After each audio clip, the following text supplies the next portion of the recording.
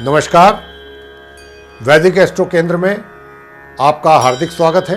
अगस्त के महीने में शुभ मुहूर्त पड़ने वाले हैं उनके विषय में, यानी कि महा अगस्त 2021 में पड़ने वाले शुभ मुहूर्तों के विषय में चर्चा करेंगे आपके साथ और बताएंगे, आपको पूरी जानकारी देंगे कि विवाह के लिए जो मुहूर्त होते हैं, गृह प्रवेश के लिए मुहूर्त होते हैं और भी अन्य शुभ कार्यों के लिए जो मुहूर्त होते हैं वो कब कब हैं और कब नहीं हैं और क्यों नहीं हैं। इन चीजों के साथ पूरी जानकारी मैं आपके साथ शेयर करने जा रहा हूं। तो आइए प्रोग्राम आरंभ करते हैं। तो देखिए प्रिय साथियों, इस बार भी हम आपके लिए महा अगस्त में पड़ने वाले कुछ विशेष मुहूर्तों के दिन और समय लेकर उपस्थित हुए हैं। हम आपको बताना चाहेंगे कि इस माह किन किन तारीखों को सर्वार्थ सिद्ध योगों का निर्माण हो रहा है इस अगस्त के महीने में, तथा रवि पुष्य योग का निर्माण भी हो रहा है। रवि पुष्य योग का मतलब क्या है? रवि पुष्य योग में आगे भी आपसे इस बात के विषय में बताया हूं कि रवि पुष्य योग जो होता है, इसमें विशेष रूप से जड़ी बूटियों को तैयार करना और उन औषधियों को तैयार करने के साथ साथ अगर कोई रोगी है, कोई परेशान है, अपने स्वास्थ्य को लेकर के बीमार चल रहा है, तो इस रवि पुष्य मुहूर्त में अगर वो औषधि उसको दी जाएगी रोगी को, तो वो बड़ा शुभ होता है। उससे बड़े सकारात्मक परिणामों की प्राप्ति होती है, बहुत अच्छी रिकवरी होती है। अगर इस रवि पुष्य योग में औषधि को किसी रोगी को दिया जाए तो बहुत अच्छे परिणाम प्राप्त होते हैं। और इसी रवि पुष्य योग में, जैसा मैंने अभी बताया, कि औषधि का निर्माण भी, अगर कोई आयुर्वेदिक औषधि बनानी है, अपने घर में ही तैयार होती है, तो इस योग में अगर शुरू करेंगे, उसका आरंभ करेंगे, तो उसके प्रभाव भी बहुत अच्छे मिलेंगे। रवि पुष्य योग विशेष रूप से इन्हीं कामों के लिए होता है और इसलिए हम इसकी चर्चा ज़्यादा करते हैं अपने शुभ मुहूर्त वाले प्रोग्राम में, क्योंकि आजकल कोरोना से लोग ग्रस्त हैं, अधिकतर लोग परेशान हैं और बीमार हैं। तो इसलिए हमने इस रवि पुष्य योग की जो है बात आपके साथ हर उसमें माह के जो शुभ मुहूर्त होते हैं उसमें शेयर करते हैं, बताते हैं आपको। तो देखिए, इस माह अमृत सिद्ध योग जो होता है वो नहीं पड़ रहा है अगस्त के महीने में। अमृत सिद्ध योग नहीं पड़ेगा। जहां तक विवाह, गृह प्रवेश जैसे कुछ बड़े मुहूर्तों के समय हैं, तो अभी चतुर्मास के चलते हुए उनके शुभ मुहूर्त नहीं है। हालांकि पंजाब, हिमाचल, जम्मू कश्मीर जैसे कुछ प्रदेशों में तो इस चतुर्मास के समय में भी विवाह संपन्न होते हैं,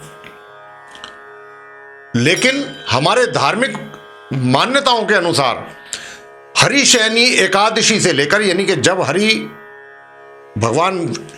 भगवान श्री विष्णु जी निद्रा में चले जाते हैं, हरिशयनी एकादशी के दिन वो निद्रा में चले जाते हैं, तो उस दिन से लेकर और जब तक हरि प्रबोधनी एकादशी होती है, ये इसके बीच का लगभग 4 महीने का अंतर होता है, जिसको हम देवठान एकादशी भी बोलते हैं। हरि प्रबोधनी, जब वो देव उठते हैं, यानी कि भगवान हरि विष्णु जी उठते हैं निद्रा से, तो इनके बीच के जो 4 महीने हैं, जिसको हम चतुर्मास के नाम से भी जानते हैं या कहते हैं चतुर्मास भी, इनमें ऐसे कोई भी बड़े शुभ कार्य करना हमारी धार्मिक मान्यताओं के अनुसार पूर्ण रूप से वर्जित है। जैसे विवाह हो गया, जैसे गृह प्रवेश हो गए, दीक्षा ग्रहण हो गया, बड़े यज्ञ हो गए, गौदान हो गया, इस प्रकार के जो शुभ कार्य हैं वो वर्जित माने गए इन 4 महीनों में। यानी कि जब तक भगवान श्री विष्णु जी निद्रा से नहीं जागेंगे, तब तक कोई भी बड़ा शुभ कार्य करना वर्जित है। शास्त्रों के अनुसार हरि शब्द सूर्य, चंद्र, वायु, विष्णु भगवान आदि अनेक अर्थों में प्रयुक्त हैं।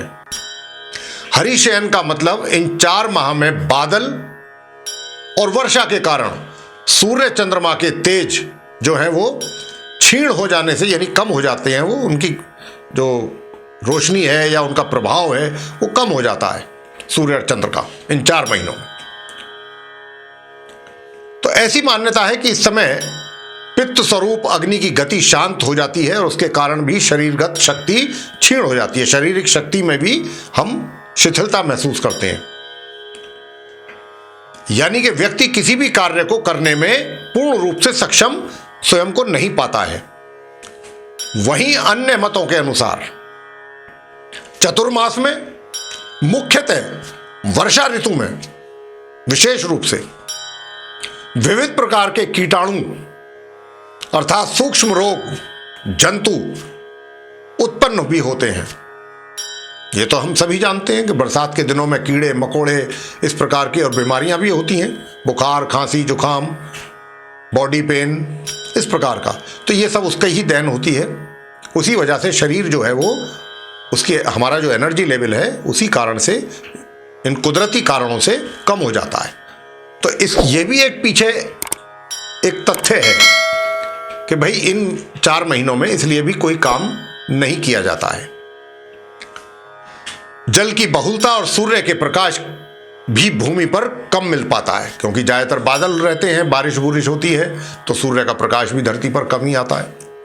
तो साथियों, जैसा मैं बता रहा हूं अभी आपको कि ऐसी ही मान्यता है हमारे धार्मिक ग्रंथों के अनुसार कि इस दिन से, जिस दिन हरिशयनी एकादशी होती है, उस दिन से भगवान श्री विष्णु जी क्षीर सागर में शयन करते हैं, निद्रा में चले जाते हैं, नींद में सो जाते हैं। और फिर लगभग 4 महीने बाद देव प्रबोधनी एकादशी के दिन भगवान श्री विष्णु हरि जी उठते हैं निद्रा से। इसी के बीच के अंतराल को चतुर्मास कहते हैं, जैसा मैंने अभी भी आपको आगे भी बताया है। हिंदू कैलेंडर के अनुसार आषाढ़ मास के शुक्ल पक्ष की एकादशी को देवशयनी एकादशी कहा जाता है। इस बार देवशयनी एकादशी 20 जुलाई 2021 को पड़ रही है। उस दिन देव सो जाएंगे तथा देव उठानी एकादशी 15 नवंबर 2021 दिन सोमवार की है। उस दिन देव जागेंगे। तो यहां पर हमने इस बात की चर्चा करना इसलिए आवश्यक समझा है साथियों कि विवाह गृह प्रवेश आदि के शुभ मुहूर्तों की जानकारी तो आपको हम नहीं देंगे अगले 4 महीनों तक, क्योंकि बनता ही नहीं है।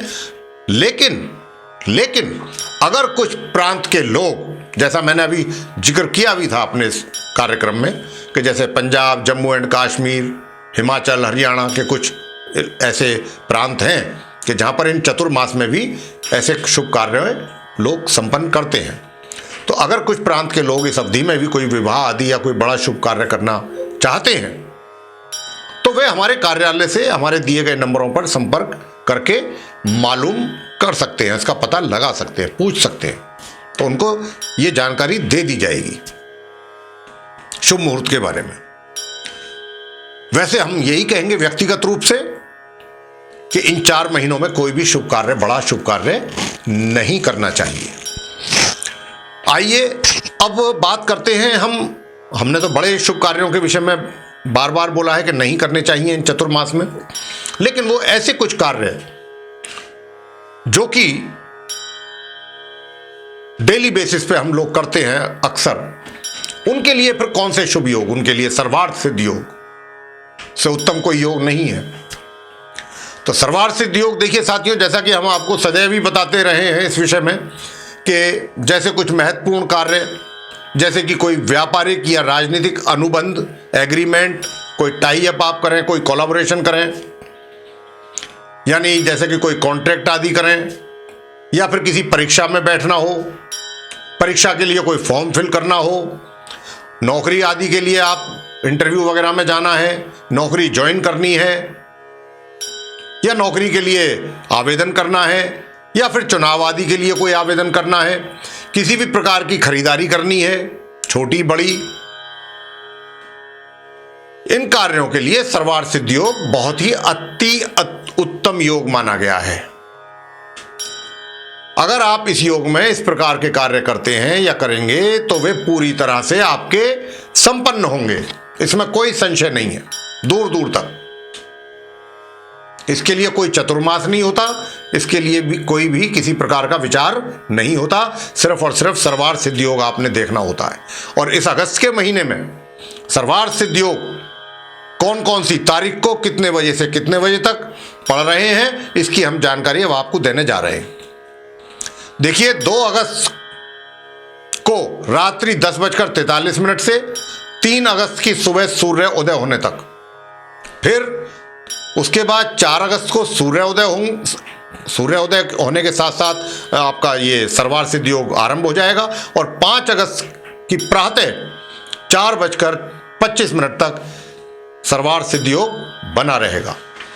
6 अगस्त को प्रातः 6:37 से लेकर के 7 अगस्त सुबह सूर्य उदय होने तक ये सर्वार्थ सिद्ध योग बना रहेगा। 8 अगस्त को सूर्य उदय होने से सर्वार्थ सिद्ध योग का आरंभ होगा और 8 तारीख को ही प्रातः 9:19 तक ये बना रहेगा। 14 अगस्त को प्रातः 6:56 से ये आरंभ होगा और 15 तारीख को प्रातः 5:44 तक ये बना रहेगा।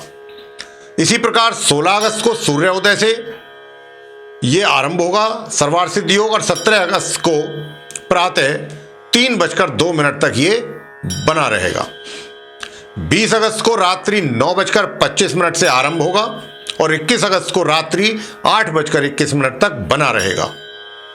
24 अगस्त को शाम 7:47 से आरंभ होगा और 25 अगस्त को यह सूर्य उदय तक बना रहेगा। इसी प्रकार 26 अगस्त को सूर्य उदय से आरंभ होगा सर्वार्थ सिद्ध योग और 28 तारीख की दोपहर 12:47 तक ये बना रहेगा।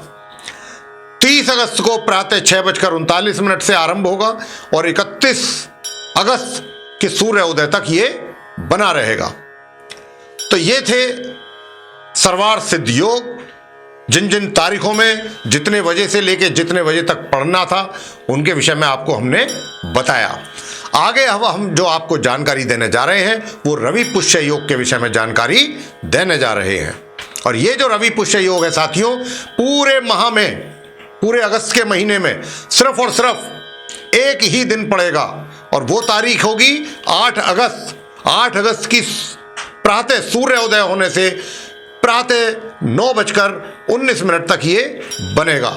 सिर्फ और सिर्फ 8 अगस्त, मैंने कहा 8 अगस्त की सुबह जब सूर्य उदय होंगे तब से रवि पुष्य योग आरंभ होगा और प्रातः 9:19 तक ये रहने वाला है।